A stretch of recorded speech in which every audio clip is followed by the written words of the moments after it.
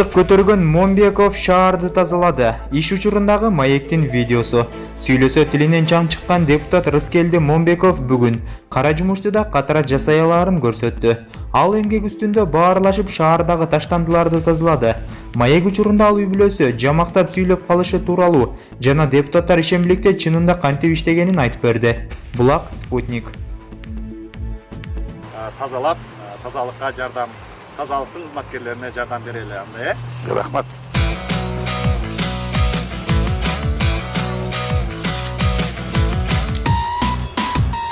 Мына кара бүт.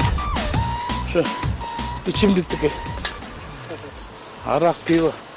Кечээ майрамда Çok. ташкан го. Gördüm var. Чарба иштерин кыласызбы? Çarba işlerin men kılmaktığı suyum. Çarba işleri kılgandan anan jumuştu kılıp alıp ana şu kılgan jumuşun ordun karap özüň razı bolup tursaň bul özünçe bir rahat. Bolguday birok nolar kol menen alış kerek. Bunu nolardy tırnağı çala albayt bunu. Buna kalma bunu lütfen kol menen. Kol menen algan. Sen oşo non üstü tırna ben alsalamış mene. Biz жерге үйүп кое Non üstüne koyup böyle. Жогорку кеңештин депутаттары биз эки жолу теги Батранский садка барып чыгып атпайбызбы? Эми ал жердеги ишембилик мындай болуп атпайбы? Чыныгы ишембиликте эмес да биз бала көстөгөнчө. Чыныгы ишембилик болсо ошо Ал күнкү. жерде кандай ишембилик болду ушу? Эми ишембилик азыркы ишембилик болду. иштедиңиздер, эмне иш кылдыңыздар? Түшкө чейин иштешет. Түштөн кийин суйруп кетип калат. Эртең менен саат 10-дордо баардыгы карайт. Анан бириндеп сайрында отуруп, түштөн кийинки чыгарып алат. Саясат кылбай, ишембилик деген анан жөн эле калп эле элге көрүнбөйчү. Чыныгы иш кылса эл деле көрөт. О жерде өткөндө тырмалашат деле өкмөт. Сонун кылыш деп койду. Булар деп чанан. Балдарыңыз тууралуу айтып бербейсизби? Эмне менен алектенишет, үй-бүлөңүздөгүлөр? Үчөө тең комузда кол ойнотушат. Балам комузда ойнойт, мектебинде окуйт, андан башка футбол менен машыгат. Футбол десе ичкен акчага иштейт да. Мен де кичинекейимде ушундай болчумун. Анан мен кайнатам ушундай болчу. Билбейм бул кимди тартып калды деп. Анан бирок комузда кол ойнотот. Андан кийинки кызым фортепианода ойнойт, комузда ойнойт. Эң кичүү кызым болсо көркөм гимнастикада 3 саат күнүгө тренировка кылат. Анан комуз ойнойт, анан флейтага мегедир. Мен флейта тарткым келет, анан флейтага барып атат да. Үчөөнүн тең ийгиликтери жакшы. Бул жана майып балдар үчүнбү? Майып балдар үчүн да, жана. Анан ушу жанындагы мусорну бүт баары ага жака ыргытылып келет. Отургучтар жетиштиби? Отургучтар дагы жок. Жок да ошо мага кат жазып коюңуз даректеп туруп. Аны мен баттыр чечип берем. Таса болбосо, ошол жерге ашып кетсе бир аз эле акча кетет. Бир 10 миң, 20 миң ошо мен бир досторумду чакырып келип туруп сурантып кылып берем. Бирок кат жазып коюңуз мага себеп болсун. 0-7-7-70 83 мына орто күйөйүк. Ошо жерге алып барайык кийинкисин. Эмне болуп кетти? Я, Эмне болуп кетти? иштеп атабыз. Алейкум. Саясатты тазалай албасам дагы жалбырактарды тазалап көрөйүнчү, ушуга алып жетет экен. Фактылар бар. Жөн эле акты капкара кылып, жөн эле миллиондон башкасына салып койгондар. Булар да грузчу көзчү, а сиз эмне ушул жакта эмессизби? Деме, мен сәт жактабыз. Тарттыңбы?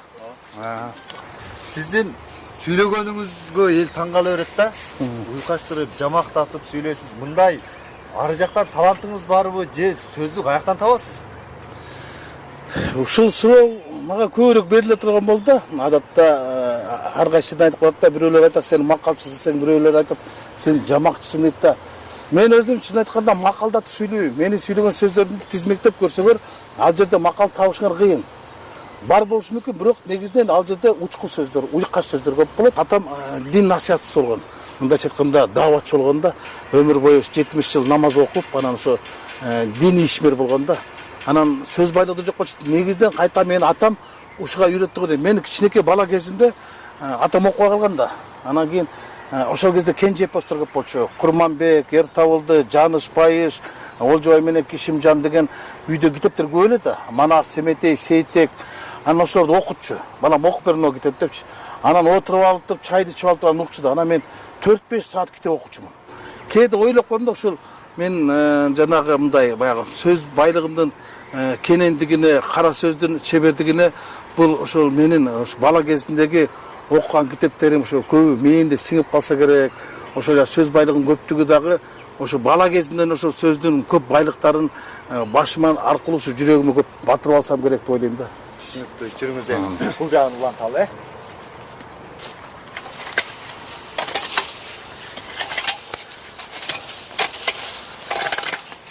Белороктор бар болчу да. Нонда туткасы менен жазып алып тургандан кийин нонда чөптү чабасына ондай олтуруп алып турчу.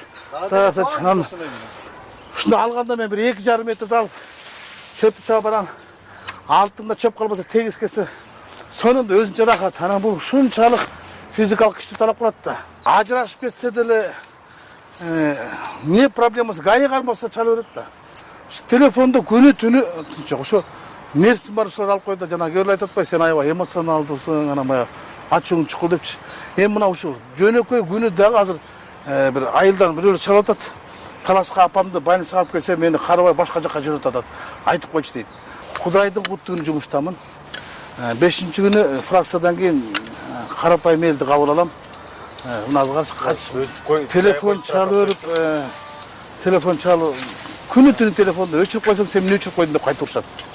Не телефон албайсың, көп калдың дейт. Анан эмне менен уктаганды жакшы көрөм. Уктап, бир айса салтырып, анан үйдө негизи китеп окуйн дейм да. Ушунчалык китеп көп. Жана кыргыз адабият сериал деген 20 томдук китеп бар. Анан бала кезде окугам, бирок ошолорду кайталап окугум келет да. Кайта ошол жол менен келгим келет. Эмнегедир убакыттын тарда. Жан дүйнөм мындай жазылып, жарпылып, ачылып калды анткени адам эмгек кылса ошончолук эс алат да. Тер чыккан сайын мен эс алам. Тилекке каршы тер чыга турган жумушту ушунчалык кызыгам да. Бир терим чыгарып иштесем депчи. Алек салам. Анан ошондой мүмкүнчүлүктөр жок болчу. Анан ошондой мүмкүнчүлүк түзүп берген силерге рахмат. Аз да болсо ошо мындай быйылкы жыл менин эми эшималда мынчалык жалбырак жок, мынчалык чиринди жок, мынчалык таштанып чогултпайсың депчи, бирок шыпырып тазалап коесуң. Депутаттарга карата азыр эл жеп ичкичтер дейт, коррупционерлер дейт. Ошентип жалпы депутаттар ошентип айтат да, 120 депутат мындай деп. Ошондойлорду укканда кандай кабыл аласыз сиз? Чын сөзгө, сын сөзгө терикпеш керек. Ал чындык. А бирок бардыгын эле ошого чаптап койгон туура эмес болуп калат да. Арасында мындай эртеңкини ойлогон, элдин камын ойлогон, элдин нанын ойлогон, өлкөнүн камын ойлогон, бөлкөнүн эмес өлкөнүн камын ойлогон эр азаматтар толтура. Анан ошолордун бардыгы ошол жалпы парламентке айтылган сындан көптөр жабыртатып атат да. Мен мисалда жабыртатам. Балык оостур отур десе мен айтам да, мен балык оос эмесмин, эң бакырчак төбө мен болушум керек. Эң эле үскап сүйлөгөн мен болушум керек деп анан мага да тийип кетет. Мисалы мен депутат болгондон бери ага чейин деле өмүр бою өзүмдүн машинамды өзүм айдап келем. Мен өмүрүмдө жан сакчы, жардамчы, жан бакчыларды алган эмесмин. Анткени эмнеден корком мен? Мен элдин арасынан чыккандан депутаттардын бардыгын кээде кесиптештериме таң калам да ошо. Бир жака барса сумкасын бирөөгө көтөртүп коет, соткасын бирөөгө көтөртүп коет, анан ортодо басат, анан кайтарып басышат. Анын канчалык кажети бар? Ошого суроо бергим келет да, сен кимсиң дегендей болуп турчу. Сага канчалык деген эле коопсуздук, коркунуч бар деген. Ошондойлорду көргөндөн кийин мына биз дагы эл астына алып чыгалы депутаттарыбызды, эл көйгөйүн жеринде айтып алсын, жөнөкөй иш бөлмөсүнө кире албай жатса, мына өзүңүз деле бүгүн ушу иш учурунда эле 2-3 көйгөйдү уктуңуз, ушул сыяктуу көрдүңүз, иштедиңиз, анан башка кесиптештериңизге дагы балким сунуштап өз оозуңуз менен айтып көрбөйсүзбү? Балким бул эми мен кесиптештериме ушу жогорку кеңештин депутаттарына айтат элем да, кыргыздын жакшы сөзү бар. Эл менен жүрсөң бийиксиң, элден чыксаң кийиксиң депчи. Кандай болгондугунда сен эл өкүлүсүңбү? Ошол бизге бийликти, мандатты эл берген. Ошо биз элге жакын болушубуз керек. Биз элдин өкүлүбүз, биз бийликтин өкүлү эмеспиз. Биз ошо элдин үнүн, элдин трибунада жеткизип аткандан кийин биз элге жакын болушубуз керек. Анан депутаттар элден шайланып келип алгандан кийин 5 жыл бою элди эстен чыгарып койсо бул трагедия. Жөн эле маек куруп бербестен, иш үстүндө, эмгек үстүндө маек курдук. Сиздин ишиңизге мындан ары да ийгиликтерди каалайбыз. Элдин көйгөйүн чечкен эл өкүлү болуп жүрөрүңүз. Rahmat. El aman bolsun, el içinde el aman bolsun. Hazır.